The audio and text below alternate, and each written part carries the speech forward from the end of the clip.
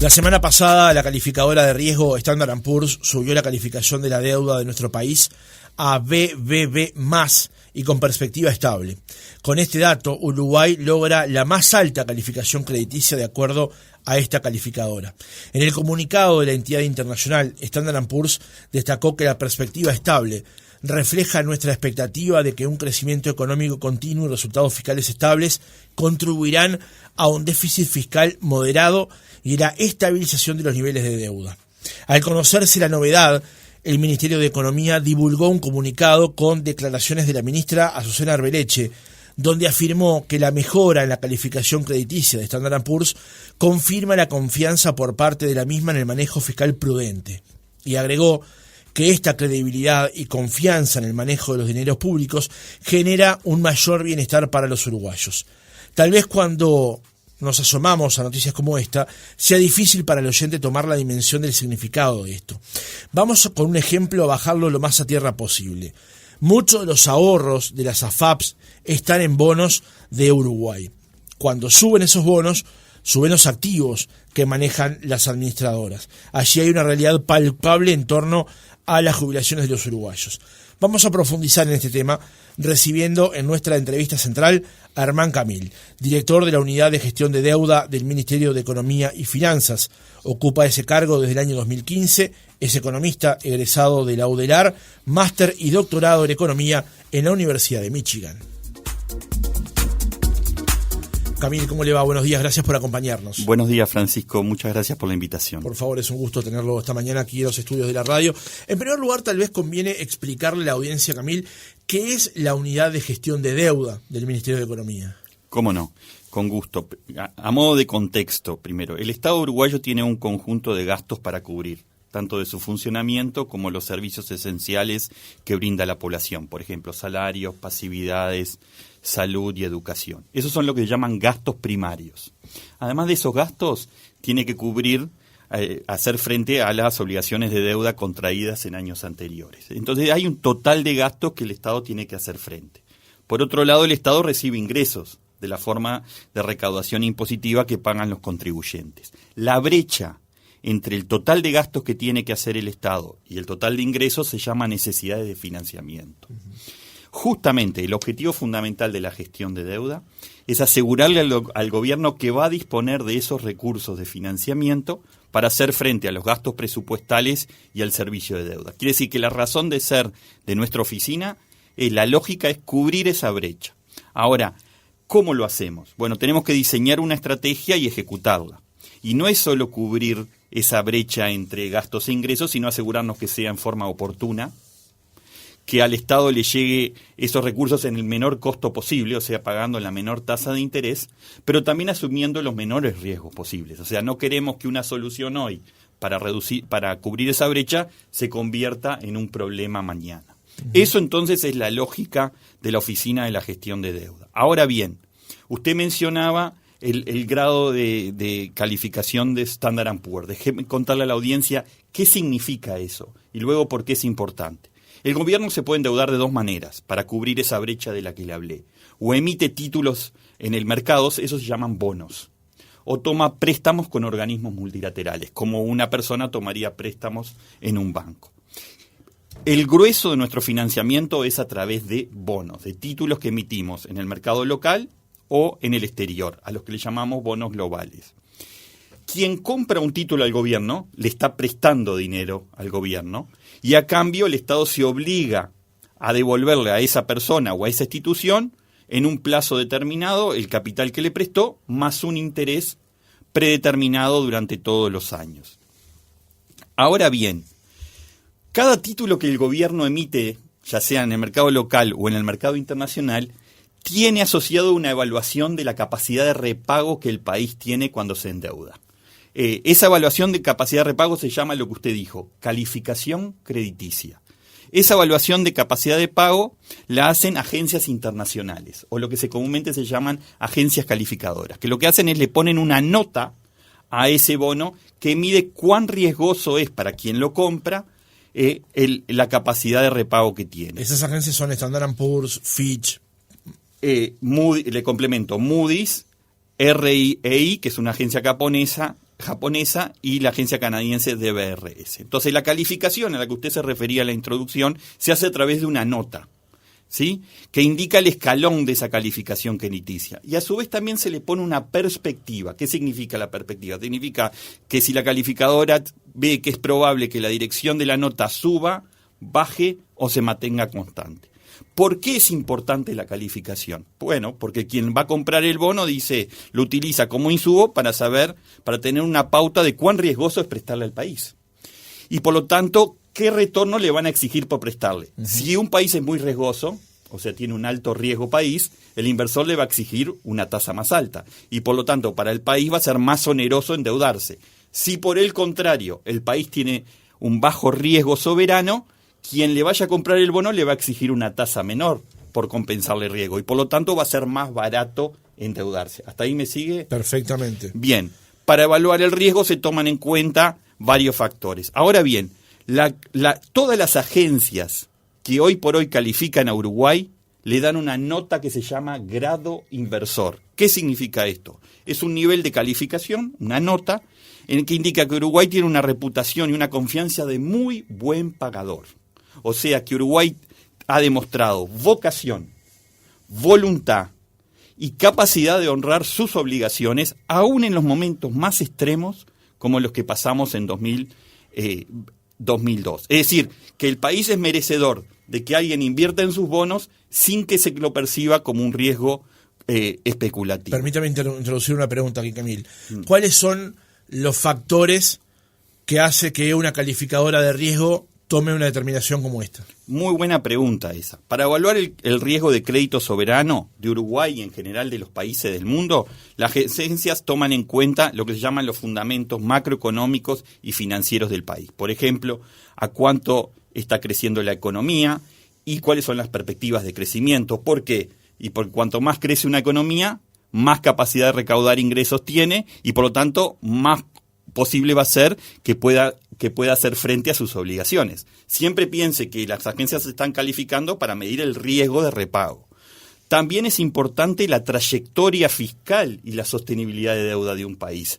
Si la agencia calificadora empieza a ver que el país empieza a endeudar y cada vez es más alto respecto a su capacidad de generar recaudación, eso va a hacerlo más riesgoso. Pero también importa la fuerza de su marco institucional y político. ¿Por qué? Porque en general cuando un país emite un bono, lo emite a 20 años de plazo. Y eso cruza, ejemplo, 4 administraciones. Entonces la calificadora no solo está evaluando la capacidad de hacer frente a las obligaciones hoy, sino cuán probable es que el país pueda transitar las distintas administraciones y aún seguir honrando sus obligaciones. También está el tipo de deuda el que se asume, ¿no? Porque el otro día lo explicaba Agustín Iturralde, a quien entrevistamos el viernes por este asunto, que es una cosa es una deuda para cuestiones a largo plazo que tienen que ver con, llamémosle bienes durables, aunque no es el término correcto para utilizar, y otra es para gastos corrientes, ¿no? Es un buen punto, porque en general endeudarse de por sí no es algo malo. Endeudarse en la medida que eso genere las capacidades productivas o de recursos humanos de la economía para luego ser capaz de repagarla es lo que uno busca. Ahora, también busca que cuando se endeude al menor costo posible, en los plazos más largos para no estar asfixiado por vencimientos de muy corto plazo. Y yo le agregaría algo muy importante para nosotros y que lo sufrimos en carne propia hace 20 años, y es, en la medida de lo posible, poder endeudarse en pesos y no en dólares. ¿Por qué? Porque esa es la forma más sana de endeudarse, porque permite calzar mejor la moneda de los ingresos, que fundamentalmente son los impuestos, con la moneda en la que uno se endeuda. Ahora bien, quería mencionarle una cosa respecto a los fundamentos que las agencias calificadoras utilizan para medir el riesgo de un país, y eso también cambia con las circunstancias. Por ejemplo, entre el año 2020 y 2022, con la irrupción de la pandemia global, las calificadoras empezaron a poner mucho más el foco en la capacidad que los países tenían en controlar la propagación del virus y la rapidez con que inmunizaron a la población. Y en ese sentido usted recordará que nosotros estábamos con perspectiva negativa de Fitch, ¿no? Con grandes riesgos de perder el grado inversor, y uno de los grandes factores que hizo que Uruguay mejorase la perspectiva con Fitch fue la capacidad que tuvo la forma en que se enfrentó a la pandemia, pero también la capacidad que tuvo de hacer una política de vacunación muy abarcativa y muy rápida. Es más, le voy a decir, la política de vacunación que hizo Uruguay en esos años fue una de las principales políticas económicas del gobierno, si lo piensa así, porque permitió rápidamente normalizar la economía y con eso lograr un mejor funcionamiento. Por lo tanto, ahora sí, y después de esta breve introducción, voy a su pregunta. ¿Por qué fue importante la noticia de que la calificadora Standard & Poor's, que fue una de las líderes, que es una de las líderes a nivel internacional, le mejoró la calificación crediticia a nivel BBB+, esa es la nota con que ellos le ponen, que se trata del nivel más alto alcanzado para esa calificadora en nuestra historia? Bueno, y ahora voy rápidamente a resumirle por qué es importante haber obtenido mejora en la calificación y además seguir en un sendero de mejora. La primera, si uno tiene una mejor calificación crediticia, quiere decir que a los ojos de las agencias calificadoras del mercado, uno es un deudor menos riesgoso. Y por lo que le explicaba anteriormente, eso implica que quien le va a prestar dinero le exige una menor compensación por riesgo. O sea, le exige una menor tasa de interés. En la medida que uno se endeuda y gasta menos en intereses, permite liberar recursos, ¿sí?, para la inversión y el gasto social. O sea, aumenta la capacidad de concretar proyectos y potencialidades productivas y sociales. Entonces, una mejor calificación crediticia permite tener un mejor acceso a mercados y a su vez pagar menos tasa de interés. En la medida que se generan no solo menos tasa de interés hoy, sino tasa de interés en el futuro, tú vas a tener menos cargas y le vas a dar mejor sustentabilidad a las finanzas públicas. Hay más amplitud para tomar una serie de medidas en el presente y con una mirada de cierto o largo plazo. Eso es muy importante lo que usted dice. Siempre cuando en la lógica de calificación crediticia, y esto lo entienden también los oyentes que cuando tienen que tomar una deuda, no solo importa la situación actual, sino la perspectiva de cómo va a evolucionar su capacidad de ingresos y sus gastos en el futuro. Ahora bien, eso es respecto al gobierno, pero los beneficios trascienden las finanzas públicas. ¿Por qué? Porque la tasa de interés que paga el gobierno por sus títulos de deuda es probablemente la tasa de interés más importante de la economía, porque es la tasa de interés que las empresas, ya sea privadas o inclusive las empresas públicas, toman como referencia para los costos de financiamiento que tienen. Entonces, en la medida que el Estado paga menos deuda, eso derrama en menores costos de financiamiento para empresas y, por ejemplo, empresas públicas que enfrentan menos costos de financiamiento, luego tienen la capacidad de trasladar eso a sus menores formación de precios, como ser tarifas. Quiere decir entonces que por más que es un aspecto, la calificación crediticia soberana, que hace al riesgo del gobierno, eso naturalmente hay un trasvase a los costos de financiamiento de las empresas. Tercer aspecto por el cual es positivo. Hasta ahora hemos venido hablando de la percepción del riesgo medido en los títulos que el gobierno emite. Pero la percepción de riesgo en realidad es del país como un todo. Cuando un inversor, por ejemplo internacional, compra un título del país, ¿qué está comprando? Riesgo Uruguay, el riesgo de crédito Uruguay. Cuando un inversor extranjero viene y compra una fábrica, o compra un campo, o compra un edificio en Uruguay, ¿qué está haciendo? En vez de comprar un activo financiero, está comprando, por ejemplo, un activo inmobiliario o un activo físico.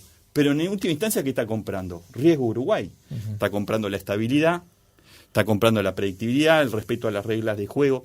Entonces, en la medida que mejora la calificación crediticia del país, eso atrae más inversión extranjera al país y, por lo tanto, eso dinamiza y potencia la actividad económica.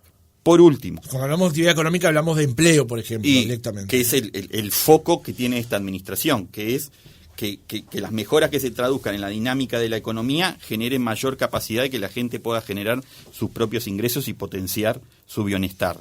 Actividad económica y empleo está en el corazón de las políticas que está llevando adelante el gobierno. Y por último, una ventaja adicional directa que a veces se pasa por alto. Es la que usted decía al comienzo de la transmisión, de la entrevista. La mayor parte de los ahorros, una gran parte de los ahorros que tienen los trabajadores en Uruguay, no están en los bancos, están administradas por las AFAPs. A su vez, las AFAPs, gran parte de esos ahorros los tienen invertidos en bonos del gobierno de Uruguay.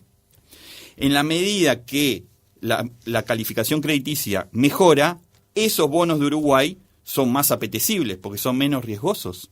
Por lo tanto, ¿qué pasa con el precio de los bonos? Aumenta. Quiere decir que el total de los ahorros que tienen los trabajadores en sus AFAPs aumenta. Quiere decir que el día que se vayan a jubilar, se van a jubilar con un mayor valor de ahorro para obtener su renta vitalicia. Por lo tanto, y resumo esto, cuidar el valor de nuestros títulos de mercado, nuestros bonos, es cuidar el ahorro de los uruguayos.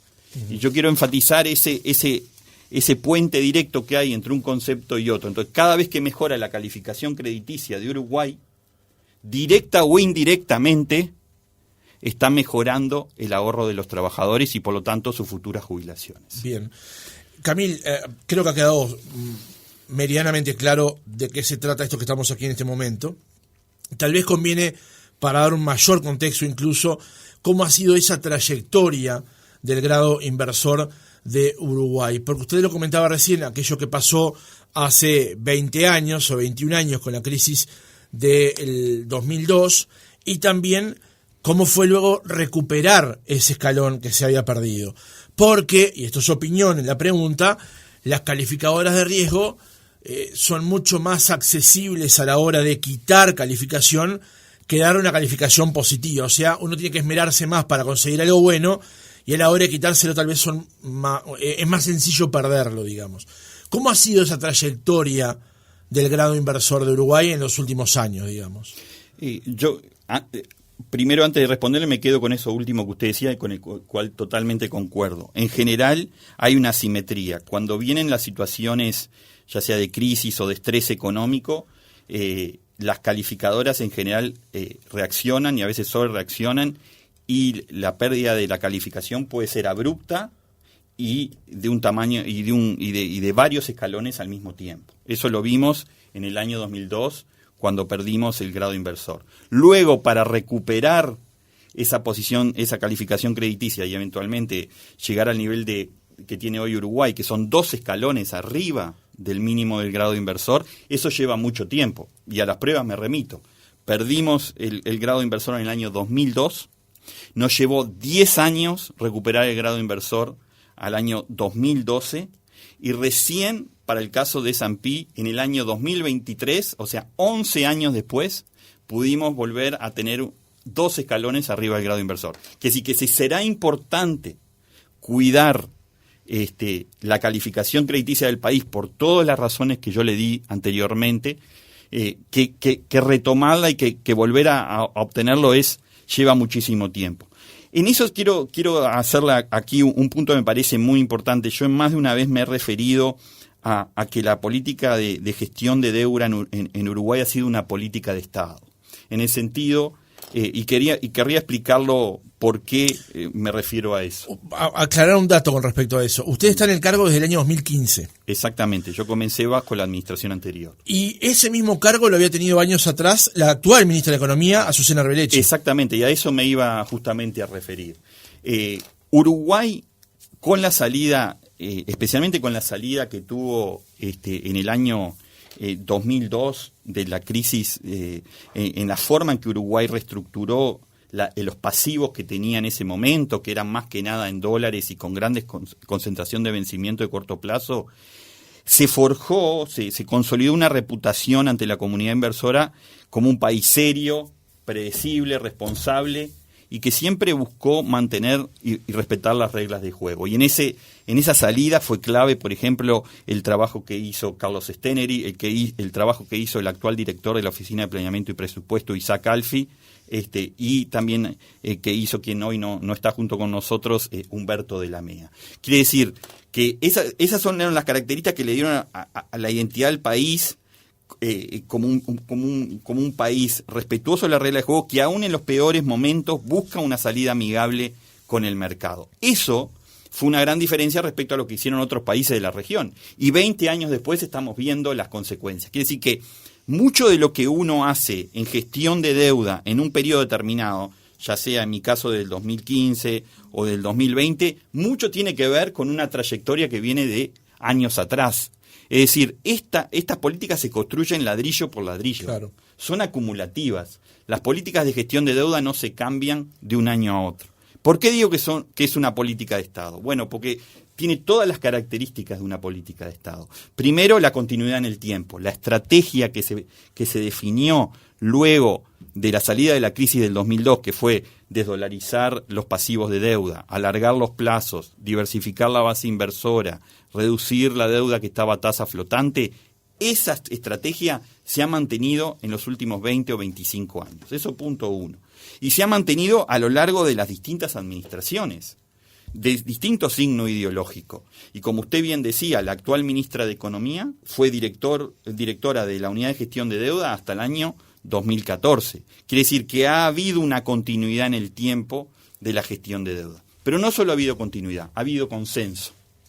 Es decir, a nivel de todo el sistema político ha habido consenso de la forma de estructurar, de diseñar y ejecutar la gestión de deuda en Uruguay. Pero además de consenso y continuidad, ha tenido una visión de largo plazo. Muchas de las decisiones que tomamos en gestión de deuda, en cómo financiamos al gobierno, en qué moneda, a qué plazo, en qué mercado, si el mercado estadounidense o japonés, mucho es mirando con el foco puesto en el largo plazo, o sea, con las luces largas prendidas. Entonces, la continuidad, el consenso y la visión de largo plazo es lo que me lleva a decir a mí que la gestión de deuda es una política de Estado. Y también una parte fundamental de eso es que el equipo técnico de la Oficina de Gestión de Deuda, con algún cambio que es lógico, con alguna rotación, se ha mantenido en su corazón, en su estructura básica, en los últimos 15 años. Y cuando uno tiene un equipo que está durante mucho tiempo en su puesto, trabajando, entendiendo el mercado, estando en contacto con los inversores, eso hace que uno gane en confianza a la hora de ejecutar la estrategia de deuda. Y eso hace también que quien está del otro lado, comprando los bonos, entendiendo al país, tenga interlocutores con los que ya conoce y está familiarizado. Entonces, la continuidad, el consenso, la visión de largo plazo y un staff técnico que está en la oficina, más allá de quien circunstancialmente, como es mi caso, le toque estar al frente como director o directora, eso para mí ha sido clave para entender por qué Uruguay ha podido construir o forjar esa identidad de país serio, respetuoso, predecible, y aún en las situaciones más extremas, mandar la señal clara de que siempre va a haber una vocación para honrar las obligaciones. Eso es clave para cualquier calificadora de crédito. Camil, tal vez aquí volvamos a un punto que tocamos al principio de la entrevista, porque cuando hablamos de continuidad, consenso y largo plazo, es bueno reiterar que no estamos hablando de una entelequia cuando hablamos de la calificación de deuda.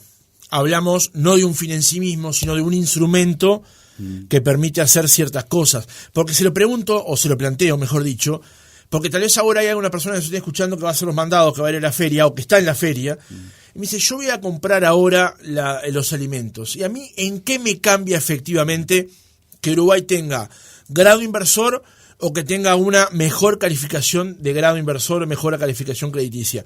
Y resulta que es fundamental en los aspectos económicos que haya una economía pujante que tenga estos datos antes que una economía que no los tenga, que presente dificultades y que perfectamente se puedan derivar o tener un reflejo sobre eso. Por supuesto, yo estoy totalmente de acuerdo. Admito y entiendo que algunos de estos aspectos técnicos pueden sonar abstractos, pero una vez que uno se mete en ellos y los podemos desgranar con tiempo como hemos hecho ahora, uno ve claramente que hay un vínculo directo con lo que puede ser el día a día de la gente. Primero, lo que yo le decía, en la medida que el gobierno, y esto lo hemos podido lograr en los últimos años, destine menos recursos en relación al PBI a pagar intereses, puede liberar más dinero para gastar en actividades claves que afectan el bienestar de la gente: educación, salarios, jubilaciones, educación, vivienda. O sea, piense, lo que es importante que el oyente entienda es que cuando hablamos del presupuesto de gastos de un Estado, ahí también entran los intereses, la plata que hay que dejar de lado para destinar a pago de intereses. En la medida que tengamos menos obligaciones en ese sentido, el gobierno va a poder destinar más recursos.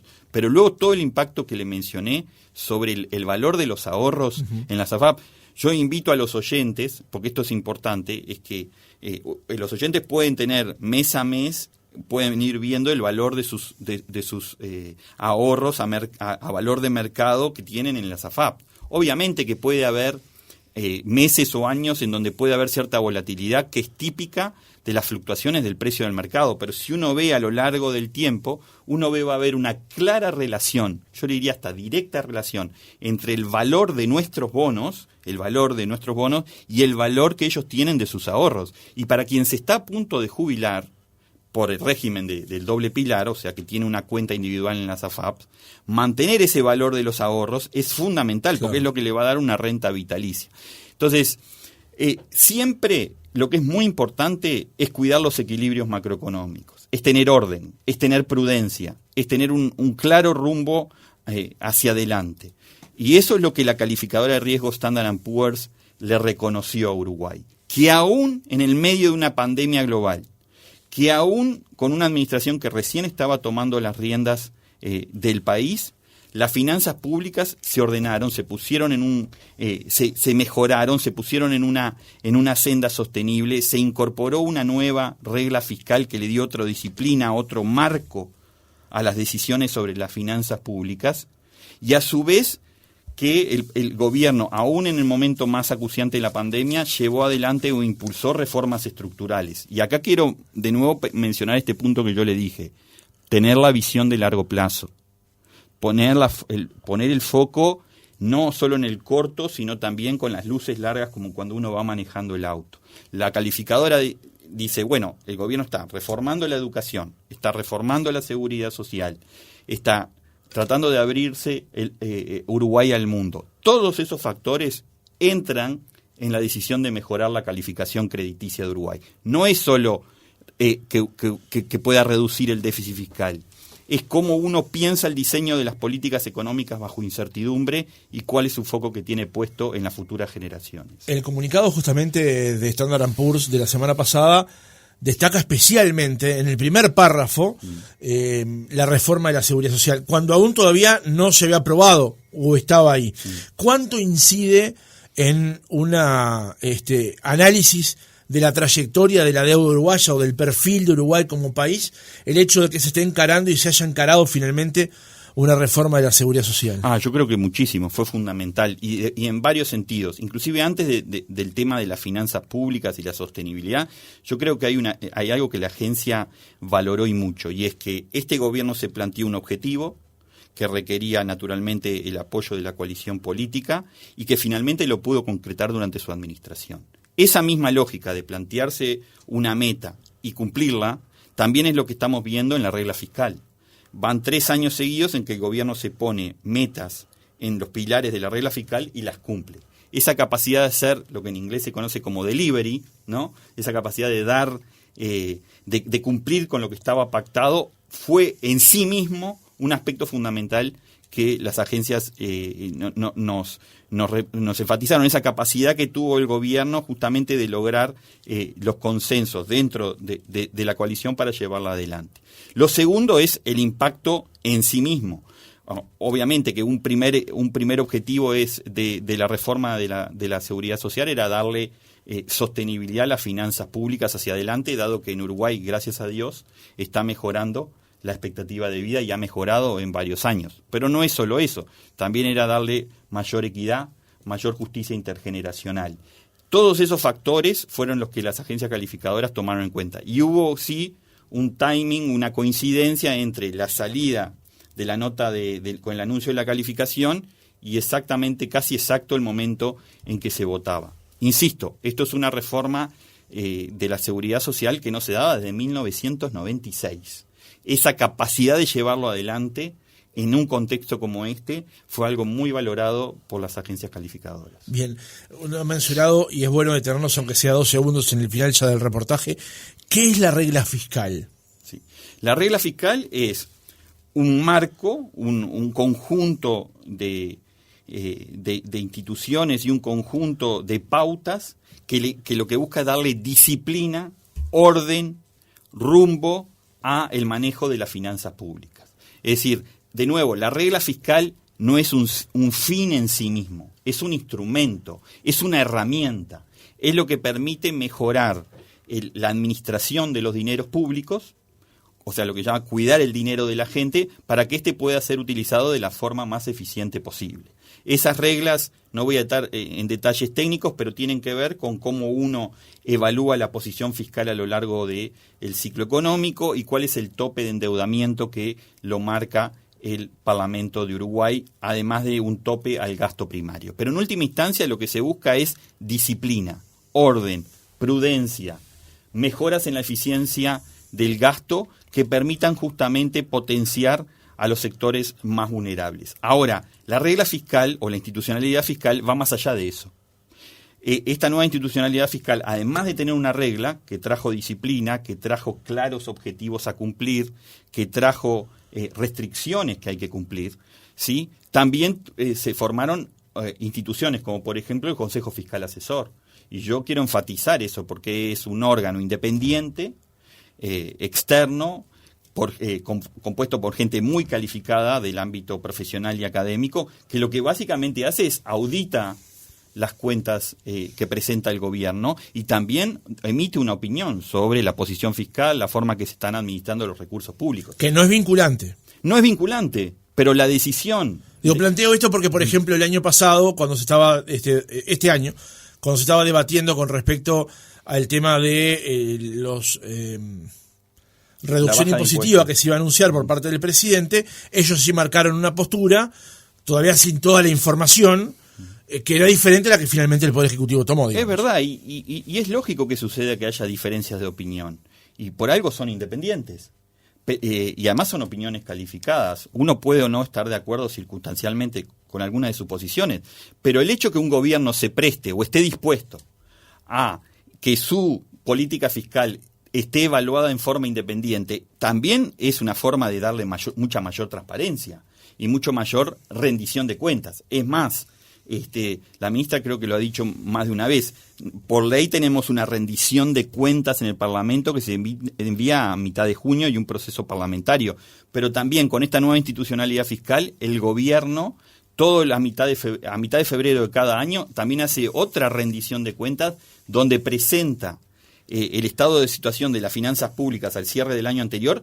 y luego el Consejo Fiscal Asesor emite un informe donde evalúa y pone en valor la evolución que ha tenido. Entonces yo creo que ha sido un muy bienvenido el hecho de que Uruguay haya montado esta nueva institucionalidad fiscal, que además del Consejo Fiscal Asesor tiene una comisión de expertos de un amplio espectro que dan insumos para llevarlo adelante. Pero yo insisto, y está bueno que usted lo mencione esto, en momentos que recibimos noticias muy buenas como ha tenido Uruguay, como la de la mejora de la calificación de Standard & Poor's o la reforma estructural, también yo digo que no deja ningún lugar para la complacencia. ¿Qué quiere decir? Está bien, es un gran estímulo, estimula para seguir adelante, reafirma el rumbo que está teniendo la administración, pero no da lugar a bajar la guardia.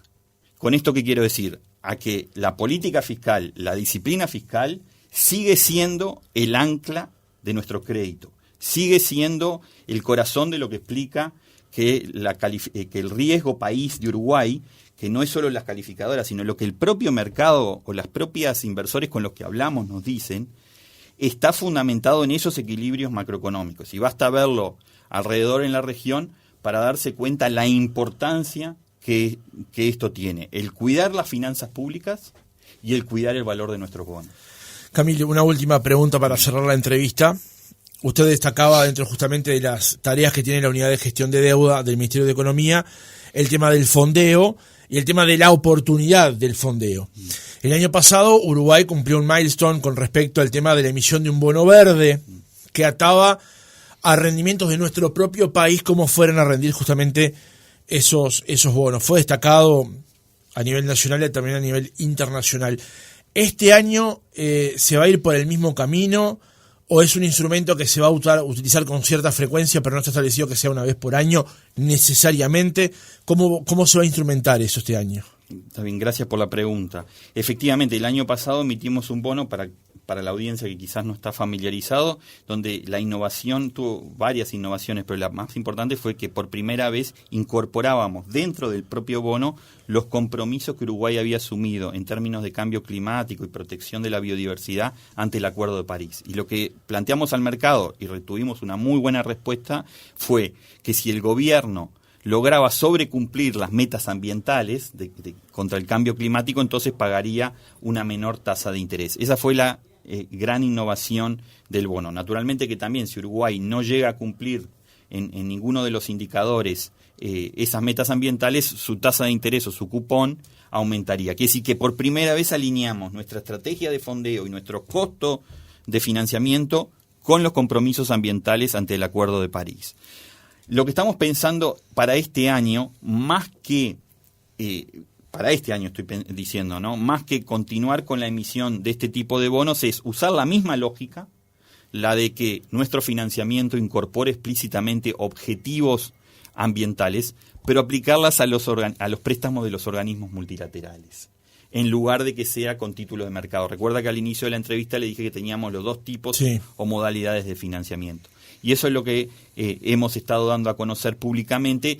Ahí la innovación respecto a lo que hicimos con el bono es que le planteamos a los organismos multilaterales que en ese caso, si Uruguay sobrecumple sus metas ambientales, haya una reducción de la tasa de interés que sea más grande que la reducción que planteamos para el bono, pero que no haya una penalidad en caso de no cumplir. Eso es por el lado de los préstamos. Respecto a los títulos de bonos, que es el grueso de nuestro financiamiento, lo que vamos a buscar este año, sujeto a que las condiciones de mercado estén ahí para hacerlo, es que el próximo financiamiento sea en moneda local. Es decir, en la moneda en que Uruguay se recauda hace su recaudación, justamente para ponernos a resguardo de posibles cambios en el tipo de cambio. Quiere decir que continuar con la desdolarización de la deuda, o lo que es o su contracara, con la pesificación de la deuda, va a ser para nosotros este año nuestro norte, tanto en el mercado local como en el mercado internacional. Herman Camil, director de la Unidad de Gestión de Deuda del Ministerio de Economía y Finanzas, gracias por haber estado otra mañana con nosotros. Muchas gracias a usted por la oportunidad de conversar.